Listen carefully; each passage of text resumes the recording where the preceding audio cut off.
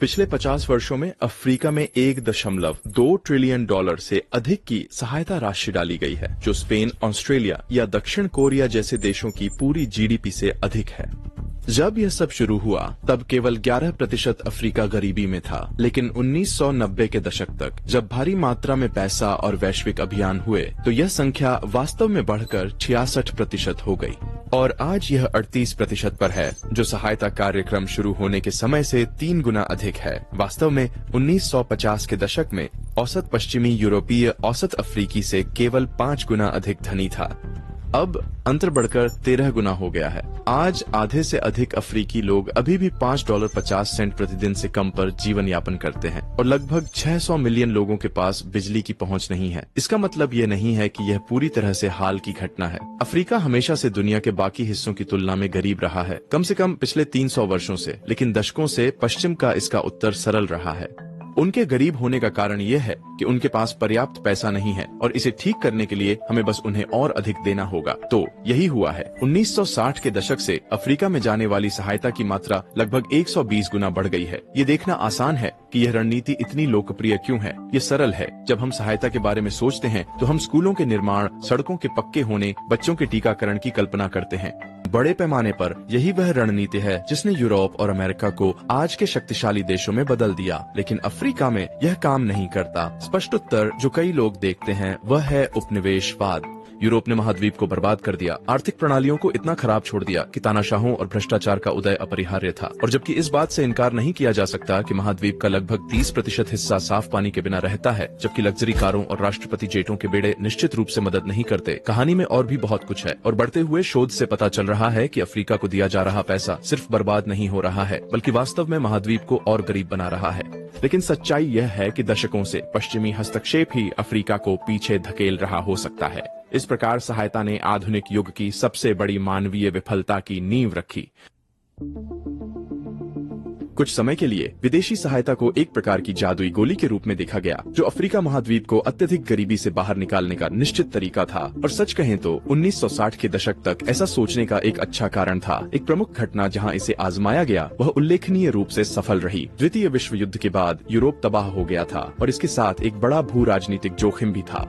पश्चिमी यूरोप में साम्यवादी पार्टियां तेजी से लोकप्रिय हो रही थीं और यह वास्तविक खतरा था कि बिना मजबूत अर्थव्यवस्था के पश्चिमी यूरोप साम्यवाद की ओर मुड़ सकता था या इससे भी बुरा सोवियत संघ द्वारा आक्रमण किया जा सकता था। अमेरिका के लिए यह एक आपदा होती। इसलिए 1947 में सरकार ने मानव इतिहास के सबसे महत्वाकांक्षी आर्थिक कार्यक्रमों में से एक मार्शल योजना की घोषणा की। 1948 से 1952 के बीच अमेरिका ने यूरोप में 13 अरब डॉलर से अधिक का निवेश किया, जो आज के पैसे में लगभग 160 अरब है। विचार यह था कि यूरोप को बड़ी मात्रा में नकदी देकर अमेरिका अर्थव्यवस्था में निवेश को प्रोत्साहित कर सकता है और आश्चर्यजनक रूप से ये काम कर गया। मार्शल योजना के बाद के दशक में इस क्षेत्र में प्रति व्यक्ति जीडीपी लगभग 35% बढ़ी। पश्चिमी दुनिया के लिए यह एक बड़ी सफलता थी, लेकिन अमेरिका के लिए यह एक महत्वपूर्ण मोड़ भी था। उसने महसूस किया कि सहायता के माध्यम से वह देशों को समृद्ध बना सकता है और ऐसा करके नए व्यापारिक साझेदार और साम्यवाद के खिलाफ लड़ाई में दीर्घकालिक सहयोगी बना सकता है। इसलिए मार्शल योजना की सफलता के बाद अमेरिका ने एक और महाद्वीप अफ्रीका की ओर देखा। उस समय महाद्वीप अभी भी सदियों के उपनिवेशवाद से उबर रहा था। 1960 में उप सहारा अफ्रीका में औसत आय एक वर्ष में $150 से कम थी और साक्षरता दर 30% से कम थी। जीवन प्रत्याशा लगभग 45 वर्ष थी। महाद्वीप के अधिकांश हिस्सों में पक्की सड़कें, बिजली ग्रिड या कार्यशील सरकारें नहीं थीं, लेकिन इसके पास कुछ ऐसा था जो अमेरिका चाहता था: प्राकृतिक संसाधन। महाद्वीप में तेल, तांबा, हीरे और दुर्लभ खनिजों के विशाल भंडार थे और तेजी से बढ़ती जनसंख्या के साथ इसे भविष्य के आर्थिक दिग्गज के रूप में देखा जा रहा था।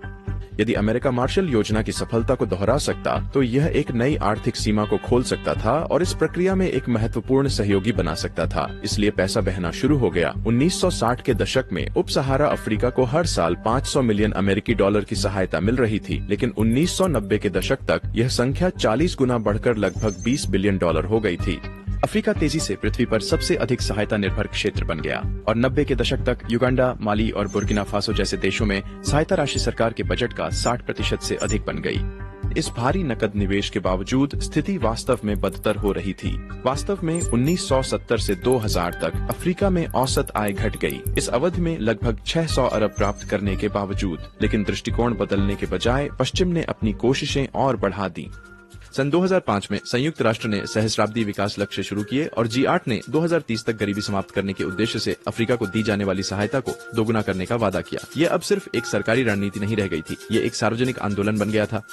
यूनाइटेड किंगडम में कॉमिक रिलीफ, लाइव एड और बैंड एड के फीड द वर्ल्ड जैसी अभियानों ने अफ्रीका को एक नैतिक अभियान बना दिया। साधारण नागरिक लाखों का दान कर रहे थे, स्कूलों ने धन संग्रह कार्यक्रम आयोजित किए और हस्तियों ने चैरिटी सिंगल्स गाए, इस विश्वास के तहत कि पैसे भेजने से समस्या हल हो जाएगी। इसने एक शक्तिशाली कथा बनाई कि अफ्रीका में गरीबी, राजनीति, भ्रष्टाचार या खराब शासन के बारे में नहीं थी, यह केवल पैसे की कमी के बारे में था और अगर हम पर्याप्त पैसा दे दें तो हम उस समस्या को हल कर सकते हैं। 2010 तक अफ्रीका को दी जाने वाली सहायता सालाना 50 अरब डॉलर से अधिक हो गई थी, जो इतिहास में सबसे उच्च स्तर था। फिर भी लगभग 2 दशक बाद ये प्रयास काफी हद तक विफल रहे हैं। 400 मिलियन अफ्रीकी अभी भी $2 प्रतिदिन से कम पर जीवन यापन करते हैं, जो इतिहास में सबसे अधिक संख्या है, और महाद्वीप की वैश्विक व्यापार में हिस्सेदारी 3% से कम है और कई देश अब 1980 के दशक की तुलना में अधिक गरीब हैं। इन सब से एक स्पष्ट सवाल उठता है, क्यों सहायता ने यूरोपीय अर्थव्यवस्था को तो शुरू कर दिया, लेकिन अफ्रीका में ऐसा करने में पूरी तरह विफल रही। हमेशा की तरह महाद्वीप की भौगोलिक स्थिति से लेकर इसके औपनिवेशिक इतिहास तक कई विचार प्रस्तावित किए गए हैं, लेकिन पिछले कुछ वर्षों में विकास विशेषज्ञों के बीच एक विचारधारा ने विशेष ध्यान आकर्षित किया है। उनका विचार सरल है, इसे सब कुछ अर्थशास्त्री संस्थानों के रूप में संदर्भित करते हैं द्वारा समझाया जा सकता है। ये वे ढांचे हैं जो समाजों को संचालित करते हैं, जैसे कानून का शासन, संपत्ति अधिकार और लोकतंत्र, और ये शायद सबसे महत्वपूर्ण कारक हो सकते हैं जब यह समझाने की बात आती है कि क्यों सहायता अफ्रीका में चीजों को और खराब कर सकती है। जब मार्शल योजना पश्चिमी यूरोप में शुरू हुई, यूरोप के पास कार्यशील राज्यों का बुनियादी ढांचा था। मंत्रालय, कानूनी प्रणालियां और सार्वजनिक संस्थान हालांकि क्षतिग्रस्त थे, दशकों से मौजूद थे। ये संस्थान पुनर्निर्माण के लिए आवश्यक ढांचा प्रदान करते थे। वे कर एकत्र कर सकते थे, संसाधनों का वितरण कर सकते थे और कानूनों को लागू कर सकते थे, जो एक स्थिर और कार्यशील समाज के लिए सभी आवश्यक कार्य हैं। लेकिन अफ्रीका के अधिकांश हिस्सों में तस्वीर बहुत अलग थी। अधिकांश अफ्रीकी राज्यों ने हाल ही में स्वतंत्रता प्राप्त की थी और सरकारें या तो नई बनी थीं या औपनिवेशिक प्रशासन से विरासत में मिली थीं। लेकिन दोनों ही मामलों में संस्थाएं आमतौर पर एक ही उद्देश्य के लिए बनाई गई थीं, धन निकालने के लिए। अधिकांश पश्चिमी लोकतंत्रों के विपरीत राज्य लगभग पूरी तरह से शासक अभिजात वर्ग के हितों की सेवा करने के लिए कार्य करते हैं। सरकारी संस्थानों की गुणवत्ता को ट्रैक करने वाले सूचकांकों ने लगातार अफ्रीकी देशों को सूची के निचले हिस्से में पाया है। 2025 में अफ्रीकी देशों ने पॉलिटी डेमोक्रेसी रैंकिंग में सबसे निचले 30 देशों में लगभग आधे का गठन किया। ये कल्पना करना कठिन नहीं है कि इन राज्यों में सैकड़ों अरब डॉलर डालने पर क्यों गलत होता है। पैसा जो सड़कों, स्कूलों, अस्पतालों, विद्युतीकरण के लिए था, अक्सर सीधे शासक अभिजात वर्ग के हाथों में चला जाता है। राष्ट्रपति जो निजी जेट से अंतर्राष्ट्रीय सम्मेलनों में जाते हैं, या सरकारी मंत्री जो गरीबी विरोधी बैठकों के दौरान $60,000 की रोलेक्स घड़ी पहने देखे जाते हैं। अनुमान बताते हैं कि महाद्वीप हर साल भ्रष्टाचार के कारण लगभग 30 अरब खो देता है और उसे मिलने वाली सभी सहायता राशि का 30%। पिछले 50 वर्षों में यह सैकड़ों अरब डॉलर की चोरी हो सकती है। लेकिन समस्या सिर्फ यह नहीं है कि यह पैसा व्यर्थ जा रहा है, यह उन संस्थानों का भी समर्थन करता है जो विकास को कठिन बनाते हैं। एक सामान्य लोकतंत्र में सरकारें करों के माध्यम से वित्त पोषित होती हैं और यह राज्य और जनता के बीच दो तरफा संबंध बनाता है। जब लोग कर चुकाते हैं तो वे बदले में सेवाओं की उम्मीद करते हैं, और अगर शासक वर्ग इसे प्रदान करने में विफल रहता है तो उन्हें लोगों द्वारा नई सरकार की मांग करने का जोखिम होता है। लेकिन सहायता निर्भर देशों में ये जवाबदेही तंत्र टूट जाता है, क्योंकि सरकारों को उनकी फंडिंग विदेशी दाताओं से मिलती है। इसलिए यह वास्तव में मायने नहीं रखता कि देश के लोग क्या सोचते हैं, और इस तरह भ्रष्टाचार बहुत कम घरेलू प्रतिरोध के साथ जारी रह सकता है। ये पिछले 50 वर्षों के लिए महाद्वीप की राजनीतिक प्रक्रिया को काफी हद तक संक्षेपित करता है।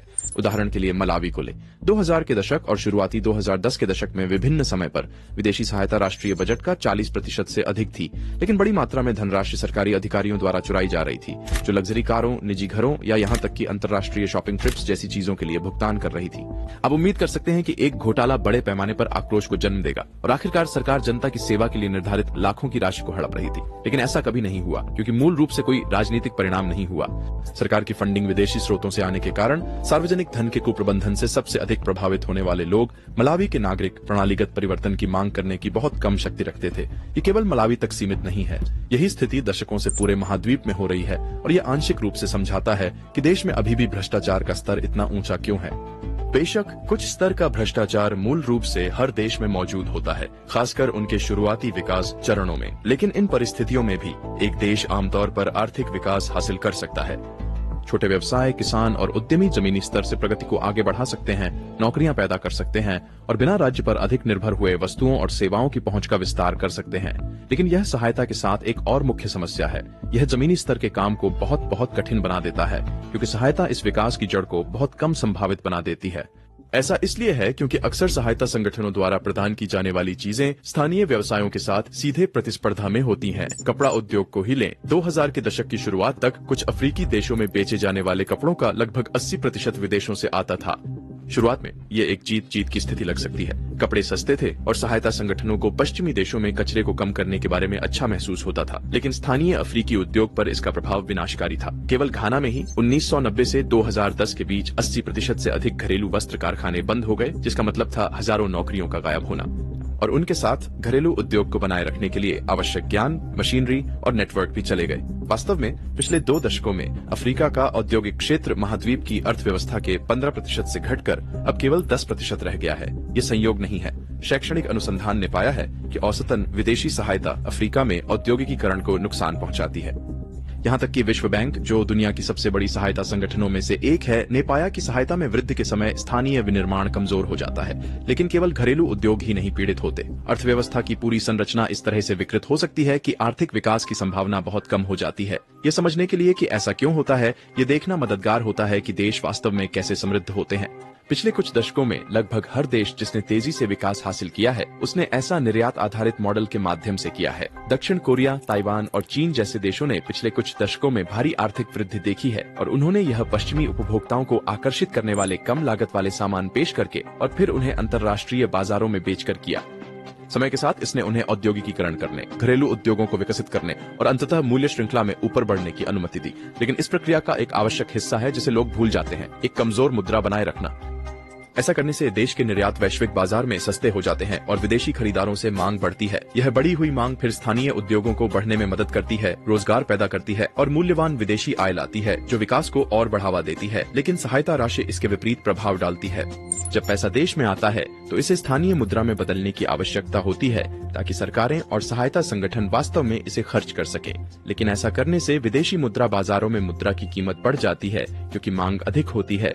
अधिक मूल्यवान मुद्रा होना बुरा नहीं लगता, लेकिन यह वास्तव में एक गंभीर समस्या पैदा करता है। अधिक महंगी मुद्रा का मतलब है कि विदेशी जो किसी देश का उत्पाद खरीदने की कोशिश कर रहे हैं, उनके लिए सब कुछ अचानक महंगा हो जाता है। इसलिए लोग बस उत्पाद खरीदना बंद कर देते हैं। विकासशील अर्थव्यवस्थाओं के लिए यह एक पूर्ण आपदा है। इसका मतलब है कि पूर्वी एशिया में जो निर्यात आधारित मॉडल सफलतापूर्वक काम करता था, उसे दोहराना असंभव हो जाता है। आज अफ्रीका में निर्यात औसत जीडीपी का लगभग 20% है, जो हांगकांग, दक्षिण कोरिया या ताइवान जैसी अधिकांश सफल पूर्वी एशियाई अर्थव्यवस्थाओं के आधे से भी कम है। प्रतिस्पर्धी उद्योगों को विकसित करने और दुनिया भर में उत्पाद भेजने के बजाय सहायता निर्भर देश विदेशी सहायता पर निर्भर हो जाते हैं ताकि वे जीवित रह सकें, जबकि उनकी घरेलू अर्थव्यवस्थाएं गैर प्रतिस्पर्धी और अविकसित बनी रहती हैं। बेशक इसका मतलब यह नहीं है कि सहायता से कोई अच्छा नहीं हो सकता। सिद्धांत रूप में इसमें क्षमता है कि इसमें विकास में महत्वपूर्ण अंतराल को भरने की क्षमता होती है, जैसे सड़कों, स्कूलों और बिजली ग्रिड का निर्माण, जो घरेलू आर्थिक विस्तार को सुगम बनाते हैं। लेकिन यह हमें विदेशी सहायता के अंतिम और संभावित रूप से सबसे गंभीर मुद्दे पर लाता है। ये लगभग कभी प्रभावी ढंग से नहीं पहुंचती। सेंटर फॉर ग्लोबल डेवलपमेंट की 2012 की एक रिपोर्ट में पाया गया कि 70% तक सहायता परियोजनाएं या तो अपने लक्ष्यों को पूरा करने में विफल रहीं या उनका कोई मापने योग्य प्रभाव नहीं था। कुछ क्षेत्रों में बर्बादी चौंकाने वाली थी। युगांडा में स्वास्थ्य सहायता के एक आदेश में पाया गया कि लगभग 1/3 दान की गई चिकित्सा आपूर्ति अपने निर्धारित प्राप्तकर्ताओं तक कभी नहीं पहुंची। चोरी, कुप्रबंधन या साधारण तार्किक विफलता के कारण खो गई। हैती में 2010 के भूकंप के बाद अरबों की सहायता आई, फिर भी इसका 10% से कम स्थानीय संस्थानों तक पहुंचा। अधिकांश विदेशी ठेकेदारों, गैर सरकारी संगठनों या ओवरहेड लागतों के माध्यम से चला गया और 1 दशक से अधिक समय बाद भी कई समुदायों के पास अभी भी बुनियादी स्वच्छता या स्थायी आवास की कमी है। ये समझने के लिए कि क्यों, उन प्रणालियों को देखना सहायक होता है जो प्रभावी ढंग से काम करती हैं। प्रतिस्पर्धी बाजार में काम करने वाले एक व्यवसाय को लें।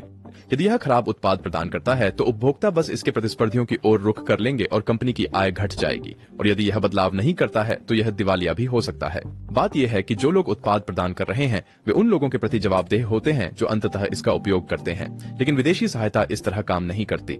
यदि कोई परियोजना विफल होती है तो प्राप्तकर्ता अपने कर रोक सकते हैं या किसी और के लिए वोट कर सकते हैं, क्योंकि वित्त पोषण विदेशी सरकारों या दाताओं से आता है। सफलता को पुरस्कृत करने या विफलता को दंडित करने के लिए कोई तंत्र नहीं है। परिणाम स्वरूप वास्तव में चीजों को अच्छी तरह से करने के लिए प्रोत्साहनों की भारी कमी होती है। और अफ्रीका में विदेशी सहायता की कहानी केवल असफलता की नहीं है, बल्कि गलत धारणाओं की है। जो गरीबी से देशों को उबारने के प्रयास के रूप में शुरू हुआ था, उसने निर्भरता की प्रणालियां बनाई हैं, संस्थानों को कमजोर किया है और स्थानीय उद्योगों को दबा दिया है। इसका मतलब यह नहीं है कि सहायता की कोई भूमिका नहीं है।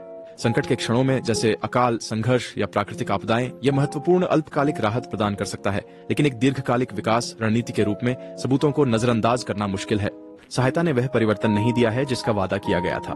यदि लक्ष्य सतत विकास का समर्थन करना है तो ध्यान मजबूत संस्थानों के निर्माण, स्थानीय व्यवसायों के समर्थन और ऐसी प्रणालियों के निर्माण की ओर स्थानांतरित होना चाहिए जहां सरकारें अपने लोगों के प्रति जवाबदेह हों, न कि विदेशी दाताओं के प्रति, क्योंकि जब तक ऐसा नहीं होता निर्भरता का चक्र बस जारी रहेगा।